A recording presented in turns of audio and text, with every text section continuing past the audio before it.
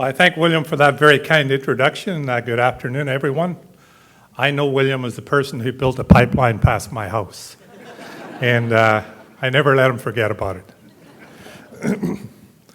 But the first thing I want to say is, welcome to Burnaby. Isn't it great to be here?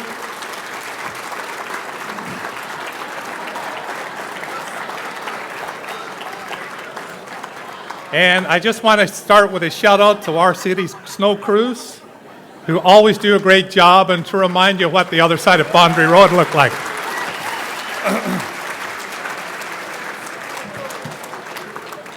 Now we'll hear from Ken Sim very quickly. He always gives me a shot in his speech, so I try to return it. And I'd like to take a moment to recognize that we are on the ancestral, unceded homelands of the Hunkaminam, Squamish-speaking people, to extend appreciation for the opportunity to hold wonderful events like this on this territory. Thank you all so much for taking the time to be here today. It's great to see so many familiar faces in the crowd, and I look forward to catching up with all of you this afternoon. I'm also seeing a lot of new faces, a great sign that our business community continues to grow in Burnaby. It's also a great sign for the Burnaby Board of Trade, an organization that I've had the great pleasure of working closely with during my time as Mayor of Burnaby. Please join me in thanking the Burnaby Board of Trade for once again hosting the State of the City address and putting on a great show, at least so far. So let's hear a round of applause.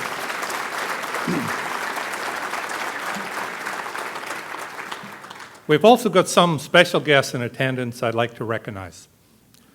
As I'm sure you all recall, earlier this year, a terrible earthquake hit regions of Turkey and Syria.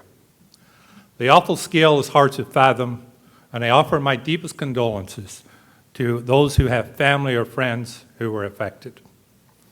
In the wake of this tragedy, a call went out for international aid.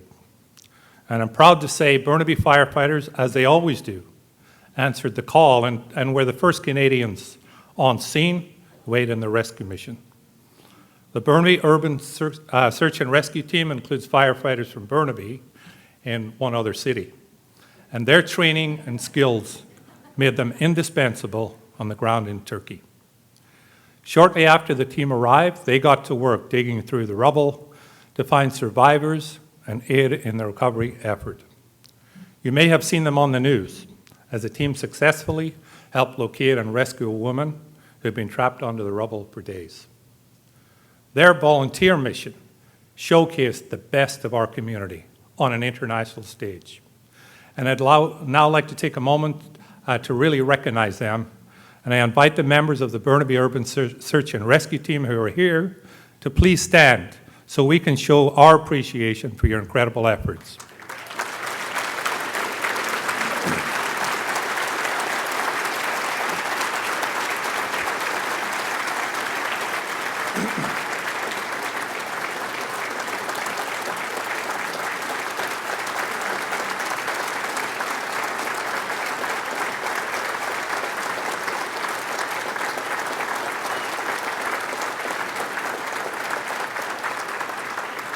Their names are Ryan Berry, Kevin Douglas, Rory Graham, Luke Kavanagh, Rob Lee, and Brodie McKenzie. Sean Mohammed, who's currently in Turkey, meeting with government officials, can't be here today. And our other member who is not here is from White Rock Fire, who is teaching, and that's Norm McLeod. He's teaching at the JI today, so can't be here. Also, Ryan Moon is here, and David Parker. So I can't thank you guys enough for the great work you've done, so thank you very much.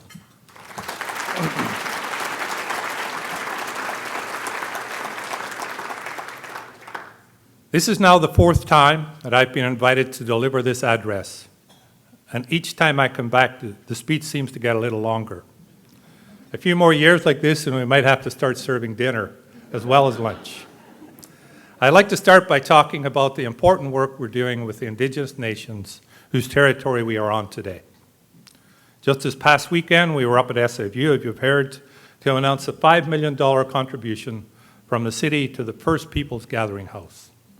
This wonderful project led by SFU and also funded by a generous contribution from the province will celebrate and promote greater understanding of Indigenous people and culture. It will be the first sacred space for the First Nations and Nations community. It's an important resource to have in Burnaby, and I'm grateful that these efforts are happening to advance reconciliation across the community. At City Hall, we recently celebrated the installation of a new carving by Salish artist Jerry Sheena.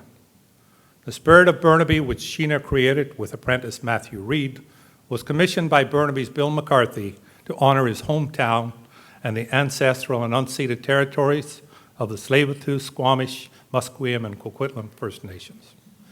The carving is created from a 400-year-old red cedar tree from Bella Bella, BC, harvested by the Heskets First Nations. We appreciate this generous donation from Bill and the McCarthy family, and I think Bill and John are down there today. So Bill, I just want to say we truly appreciate you donating this to the city. The main figures of the carving include bear supporting thunderbird, as well as a smaller representation of frog, hummingbird, and salmon. The talking stick, or speaker staff, is being held by the bear and topped by the eagle. These representations speak to shared leadership, wisdom, harmony, and respect for all. Ultimately, this is about living up to our ideal of being a truly exceptional, diverse city that is welcoming to all. And that is why we're also advancing work on reconciliation with the Chinese Canadian community. This summer, City Council will issue a formal apology for the historic wrongs inflicted by the city of Burnaby between 1892 and 1947. And I look forward to engaging and working with the community on this. It's important that all voices are heard. Our city is growing quickly, not just by population, but also in terms of our business. The film industry in particular is worth highlighting. Our region is often called Hollywood North. If that's true, then Burnaby is very much the heart of Hollywood North. Our city is home to more than 60% of BC's purpose-built sound stages. And over the next 4 years, Bridge Studios alone has committed to opening 42 more sound stages here in our city. In 2021, the city partnered with Bridge to advance development of a state-of-the-art 300,000 square foot film studio on Marine Way. This new project alone will support more than 1,000 well-paying jobs in our city. And that's just one example of how the city is working proactively to support the growth of businesses in this community. And as we support that growth, it's also important to continue to support sustainability. A few years ago, at the urging of residents, City Council declared a climate emergency, and the city is committed to ambitious climate targets to ensure we do our part to reduce the effects of climate change in the community. Today, I'm pleased to share that a number of projects are underway that will allow us to hit our targets, community and corporate, even sooner. One project I'm extremely excited about is the development of our own district energy utility. This project could remove up to 22,000 tons of carbon emissions from our community every year. If that sounds like a lot, well, it is. That's twice our annual corporate emissions. The district energy utility will work by taking excess heat from Metro Vancouver's waste-to-energy facility and piping it into homes and businesses of Burnaby residents. In this way, we're making use of energy that's currently going to waste and saving money for Burnaby residents and businesses by offering them a cheaper rate on heating. It will also reduce the amount of mechanical equipment required in buildings, freeing up space and saving money. It's early days, but we're working with Metro Vancouver to move this project forward really quickly. And we'll continue to expand EV charging across the city. As you may know, last year we opened a massive EV lot at City Hall with more than 100 EV chargers to accelerate the electrification of the city fleet. And over the next year, we will be adding more than 200 new EV charging stations across the community. It's part of our push to ensure Burnaby is one of the most EV-friendly cities in Canada. And when it comes to cutting carbon, we know we must move as quickly as possible. In the coming weeks, we'll be reaching out to the community to activate more individual and group projects at the neighborhood level that will help us get there as quickly as possible. Housing, as we all know, is another urgent issue. And 4 years ago, we launched a task force designed housing solutions in Burnaby. Burnaby's tenant assistance policy is one direct result of this work. TAP, as we call it, is a comprehensive set of protections and benefits for Burnaby tenants at the risk of losing their home as a result of development. When we first adopted TAP in 2020, we were the first municipality in Canada to provide such robust protections for renters. Clearly, other cities are paying attention. They say that imitation is the sincerest form of flattery. And I think our staff should feel honored to see so much of our tenant assistance policy in the City of Vancouver's Broadway plan, which they invented, by the way. Joking aside, we're genuinely pleased to see others follow our lead when it comes to protecting renters. Redevelopment is key for any city to grow, but ultimately, our number one priority is the safety and security of our residents. Charlotte is one of the people who have assessed our tenant assistance program. She moved into her building in Burnaby in 2012 with the idea that she may live there in that apartment for 5 years before moving on. Well, one thing led to another, and Charlotte ended up staying for 10 years, right up until the building was slated to be redeveloped. As you might imagine, the average rent for an apartment in Metro Vancouver has skyrocketed since 2012. Charlotte was now faced with the difficulty of finding a new place to rent that she could afford. And that's where Burnaby's tenant assistance policy kicked in. Thanks to this program, Charlotte received rental top-up payments to bridge the gap between her old rent and the rent at her new apartment.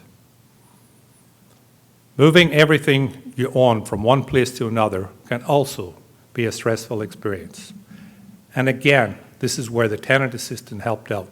Professional movers were provided, making that process so much easier.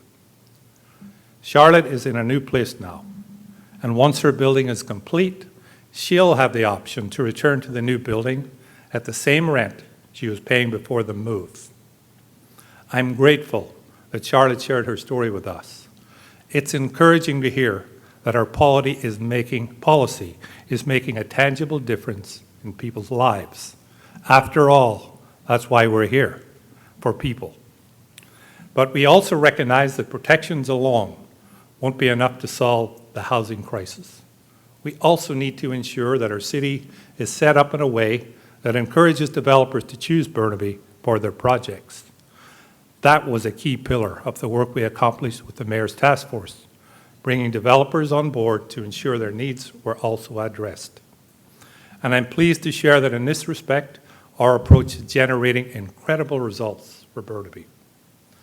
Over the last year, the city issued 1,255 building permits, representing over $2.5 billion of value. That's a staggering figure, unparalleled in our city's history. Every single one of those permits will create jobs, work, and homes for people in our community. And many of these projects will also generate affordable housing. Since we launched the Mayor's Task Force, we have created policies to support the development of non-market housing, and we're now starting to see the results. I'm pleased to share that there are now more non-market rental units in development in Burnaby than market rentals. And that doesn't even include the units proposed through our city's various master plans, which include over 4,000 non-market rental units and over 6,100 market rental units. These statistics show that our direction on housing is generating real, meaningful results for Burnaby residents. They also demonstrate that the development community is firmly on board, and I'm pleased to see many of you in the audience here today. City staff, housing advocates, developers. You know, we sometimes have our differences on the issues of our city faces, but we recognized 4 years ago that we need to all work together to achieve the vision of creating a city where everyone can find a home, afford a home, and feel at home. And I'm very encouraged by our results so far, but we will not rest on our laurels. We know that many businesses are concerned about their workforce leaving town due to the high cost of housing. And that's why we recently introduced the Housing Choices Program, which is all about addressing the missing middle, bridging the gap between single-family homes and apartments or condos. The first step is allowing Burnaby residents to build laneway houses. And we're also expanding where secondary suites can be built. The community has told us they want more options in single-family neighborhoods. With that in mind, we're already planning to introduce more housing types down the line, including duplexes, possibly fourplexes. We're updating Burnaby's official plan starting later this year, and other types of housing under consideration include townhomes, row homes, cottage clusters, and low-rise apartments. To achieve our housing goals, everything must be on the table. And that's why we're in the early stages of developing a Burnaby Housing Corporation.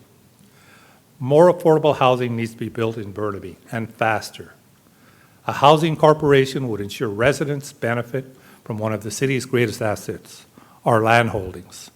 Without the need to make a profit, the city would be able to own and rent out homes with a break-even model. In short, the Burnaby Housing Corporation will provide safe, affordable housing for Burnaby residents, connecting them with a diverse range of housing across our community. It's a big step that will require buy-in from our council and our community, but I truly believe this will make a difference in people's lives. We also recognize there's a growing number of people without a home at all, and once you're caught in the cycle of homelessness, it's extremely difficult to get yourself out.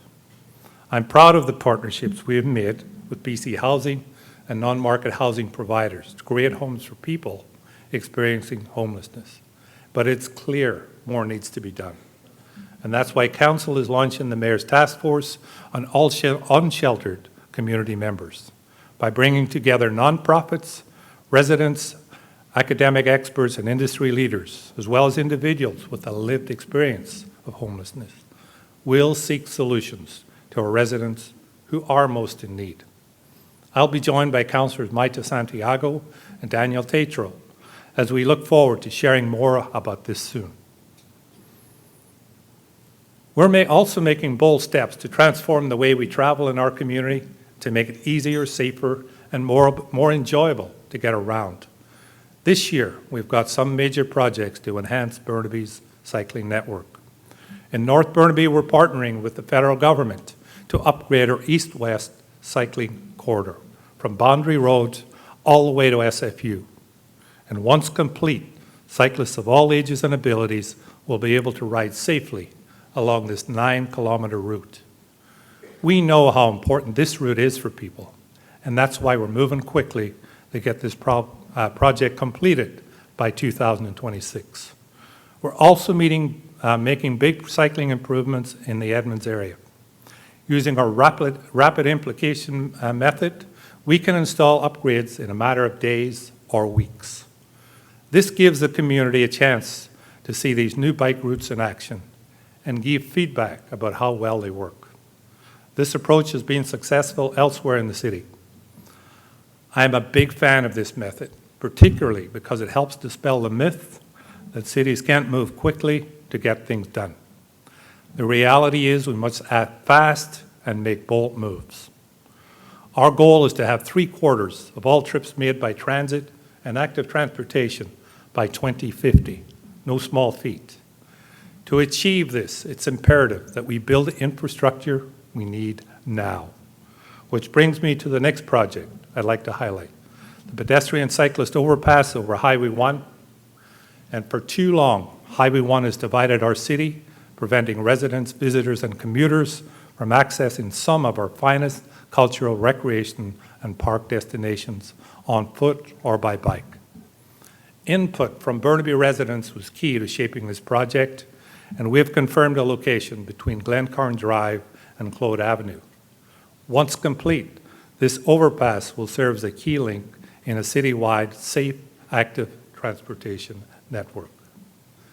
Speaking of building out our network, we're also excited to see early progress on a rapid transit route between Burnaby and the North Shore.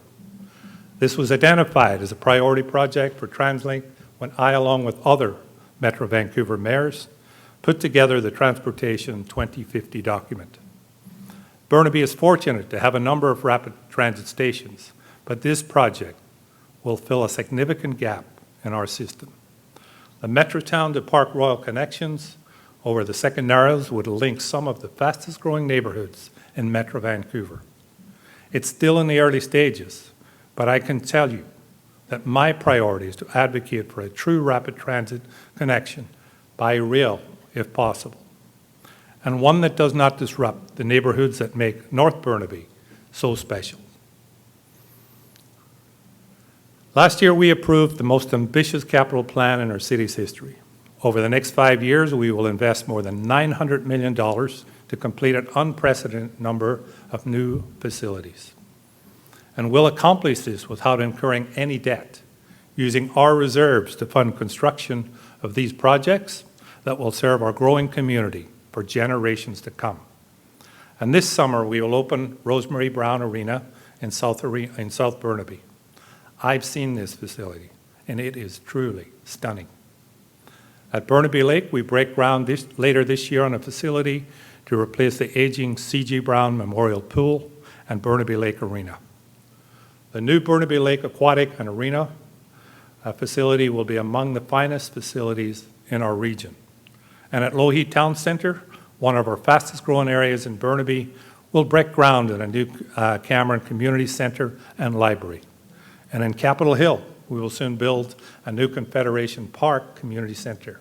It will act as a gateway to Confederation Park, as a place where people of all ages can be active and connect with their neighbours. We're also working to enhance community safety as our city grows by building 2 new fire stations this year in the Burnaby Mountain area, one at SFU, as you were told earlier.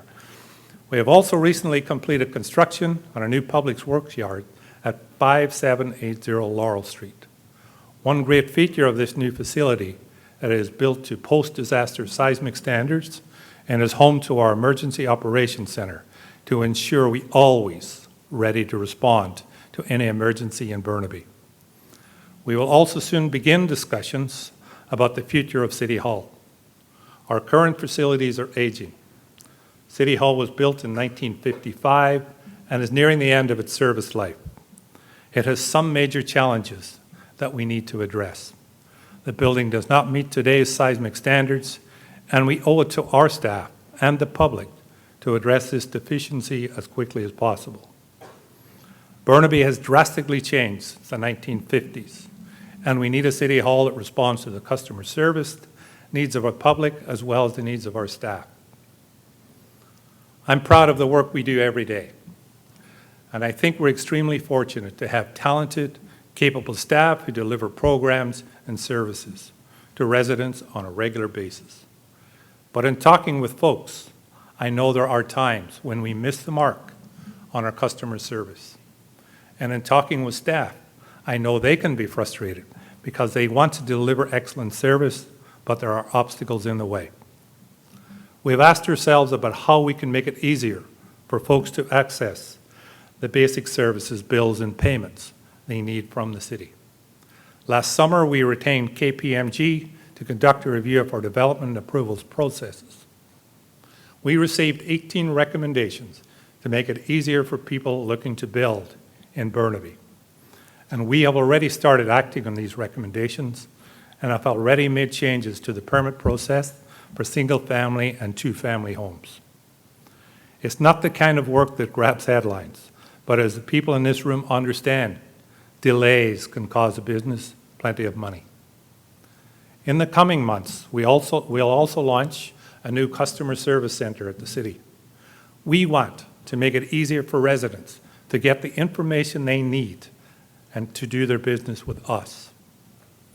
And as you may know, last year we launched the City of Burnaby app, and this is a great way to access news, services, recreation schedules, and more.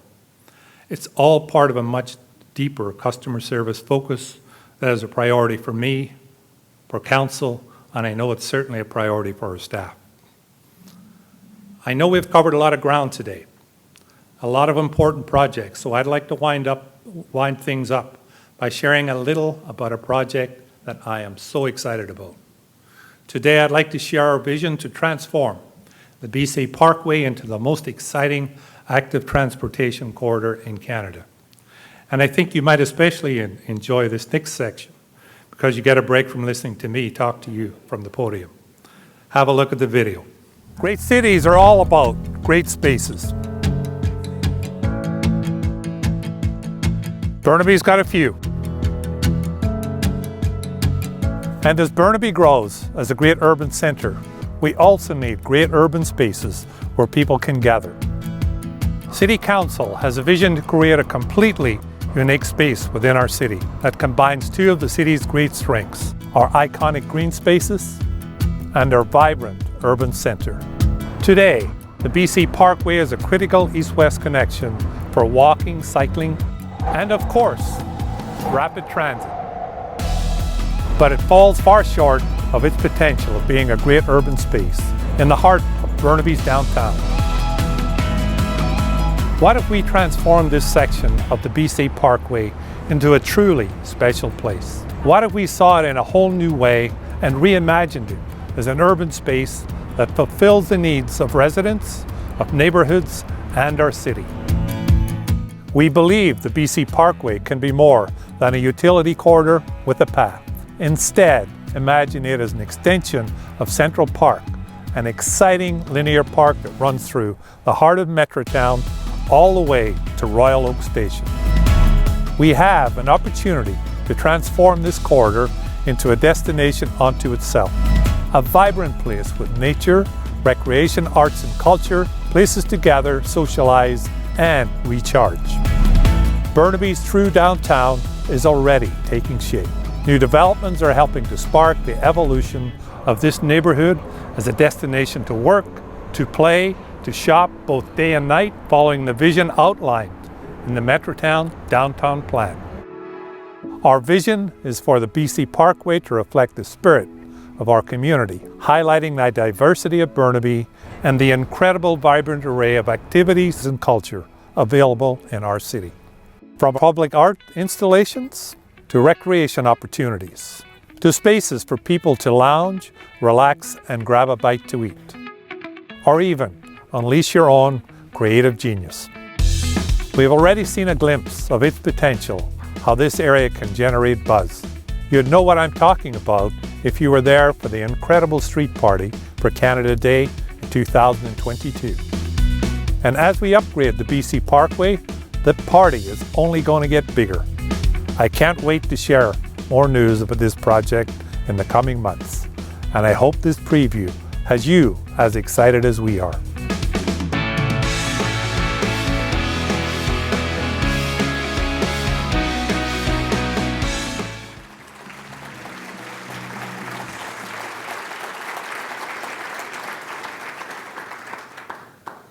Thank you, and I hope that I've given you an idea of where we're headed as a city today, and that you like the direction that we are taking.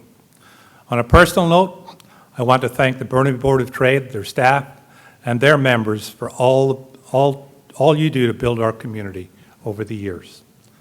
If I've learned anything over the first 4 years I spent as mayor, it's the value of partnerships. And the partnership between the Board of Trade and the city has never been stronger. It's my honor to stand here and give this address every spring. And I look forward to doing it again for at least 3 more years. This is an exciting time for Burnaby, for city staff, for businesses, and most important, for its residents. Thank you all for your attention today, and thank you all so much for being here I hope you enjoyed what you heard. Thank you so much.